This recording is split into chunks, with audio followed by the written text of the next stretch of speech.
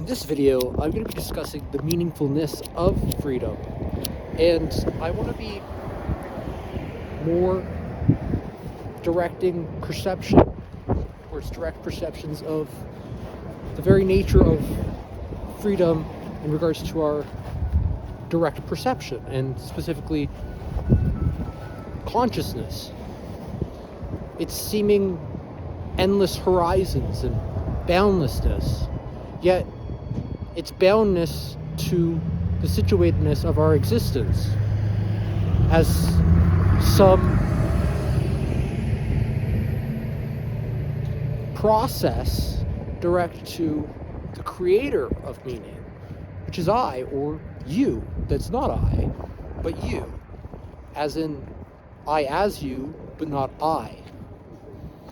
in which the self creates meaning.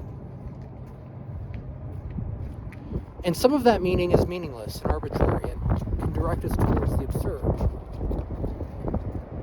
So what's meaningful is ensuring that those meanings are centralizing meanings, and that they actually connect connectively with the meaningful utterances of thought that recur the centralizing meanings,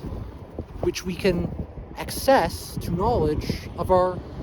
meaningful emotions.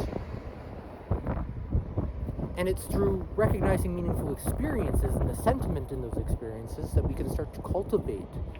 true goals within the meaningness and the meaningfulness of our experiences. And the means of actually getting to those meaningful emotions. So that involves recognizing specific perception, action, behavior, doing more than just this recognition process, realizing it, and realizing various meanings within the self, and realizing the self most meaningfully. And it's not so much that there is no meaning to life, but rather that there's an abundance of meanings to life. And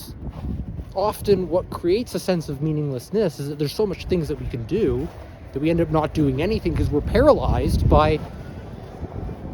trying to weigh in thought whether this meaning is actually worthwhile compared to that meaning over there, whether or not I should invest my perceptions in this pursuit or not, or thinking about this subject matter or not, whether or not it's a waste of time, or whether or not it's worth the time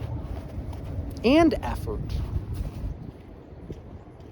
And that's really what helps us to cultivate more meaningfulness processes, is being able to weigh our thoughts and engage more calibratory meaning creation processes that are creative and engage that creating meaning process that's has to be connective to our psychological need, in particular our existent aspects of our own psychological well-being, that nourishes the meaning within our life rather than somebody else's, in which a meaning to me that's truly meaningful and centralizing to my meanings of existence might not be what's meaningful to you and part of your centralizing meanings of existence. And so it's really important to understand what really intrinsically motivates us as individuals, and which helps to increase the deepening expansivenesses